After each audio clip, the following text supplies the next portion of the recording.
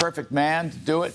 Speaker House Kevin McCarthy, we welcome him to the show. Mr. Speaker, thank you. I want to talk about some of the themes of the debate tonight. And I know you're deeply involved in these themes in Washington. But first, maybe you can update us. And I'm so interested that with respect to the search for a continuing resolution and, you know, regular order on the appropriations bills, you have linked that fiscal battle with changes for border security, which is such an enormous problem. And I'd like for you to expand on that because I think it's a powerful message. Well, thank you, Larry. And you got to be inspired. I think every American should go through that library because some of the same similar challenges that we had as a nation when Ronald Reagan came in, we're having today, from inflation, from a rise of power from China and this new movement for China, North Korea, Russia, and Iran. And we're watching people believe that government can solve the problems when we know that is what is actually causing the problem. So everybody should go out to the Reagan Library. But let's talk a little bit about what we have right now. We have a real challenge on our border. And it's not because of policies made that's passed the House or Senate. It's simply a new person in the White House. This President Biden changed a lot of the policies that gave us an open border. With that, we had 50,000 people just in the last 5 days. Those are the ones we know of come across. But it's not like Republicans are arguing about this. Let's really look to Democratic leaders. I don't know if America knows, but the governor of Massachusetts declared a state of emergency based upon immigration, and they're far from the southern border. The governor of New York, the mayor of New York City, the mayor of El Paso, they all say it's on a brink of their communities breaking based upon this open border. It also brings us fentanyl, the #1 killer of Americans between the ages of 18 and 45. Today, 300 Americans will be poisoned and died from fentanyl. It's like an airliner crashing every single day in this nation. And this president, think what he does. He goes to a picket line in Michigan, but he actually caused the picket line by his policies to subsidize these electric cars that are moving their jobs overseas. And now what the pain that he has caused by ignoring the border. I believe we could put an emergency bill on the floor, keeps government funded, secures our border, and that's exactly what we'll bring forth on Friday. We're taking up 4 more appropriation bills right now, which equals about 73% of all the appropriation money that we need to get done right now. And so we're doing our jobs, and we want to make sure the president does his as well.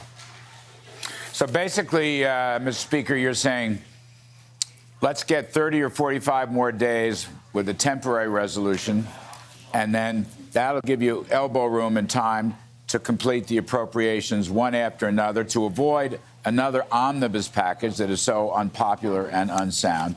But meanwhile, you are adamant, and your conference is adamant, I take it, you want to tie all these fiscal reforms to border security, which in some sense, Speaker, I mean, inflation may be the #1 problem, but I think border security is not far behind. That's basically your strategy, is it not?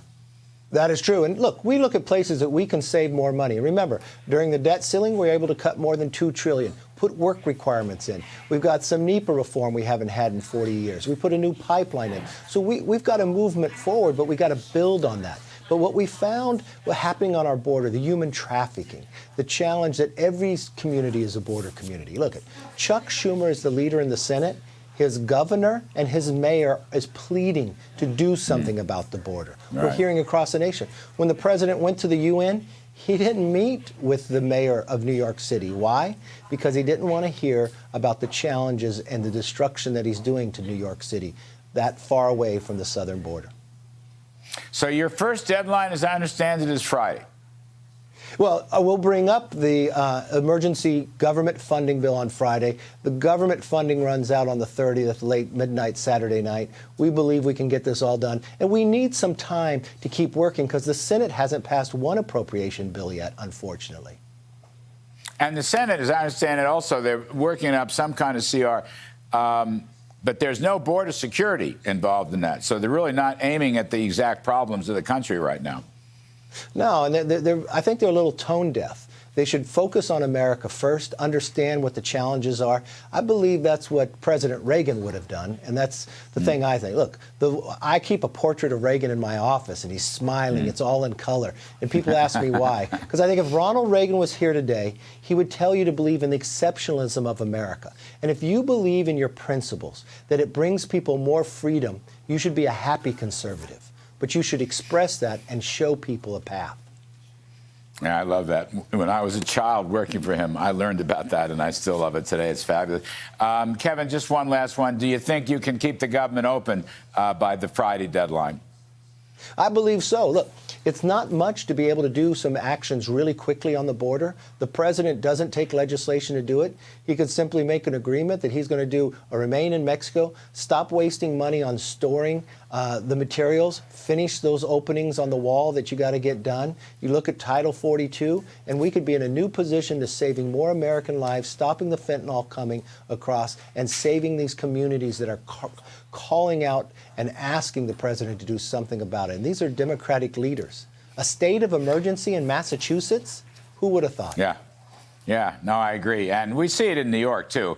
I mean, the illegal thing is a catastrophe in New York. And you're right. The Democratic mayor and even the Democratic governor have now come around, although the Biden White House refuses to either meet with them or give them any help. So you're taking matters into your own hands. Will the Republican Congress keep the government open and also get this border security done? What's your forecast, Mr. Speaker? Last question. That's exactly what we're proposing on Friday to get done, to be able to move that emergency bill to keep the funding for the government open. Look, we've passed H.R. 2, border security. The Senate never brought it up. We passed H.R. 1, deals with the energy, make us energy independent and stronger. The Senate never brought it up. We passed the Parents' Bill of Rights, let parents have a say in their kids' education. The Senate never brought it up. We continue. We understand, just as Ronald Reagan, economics matters in this nation. We watched what Biden has done, brought us inflation by overspending. We are beginning to curve that, and we'll continue to grow our economy, make us energy independent, but also rein in government and give the freedoms across to America and to Americans to make us this whole nation stronger. I hope the candidates on the stage tonight listen to your words, Mr. Speaker. I'm going to bet a lot of them are watching this show today. And I really appreciate your Reagan-esque themes. And I'll just say good luck on the deadlines. Thanks for coming back to our show. Thank you.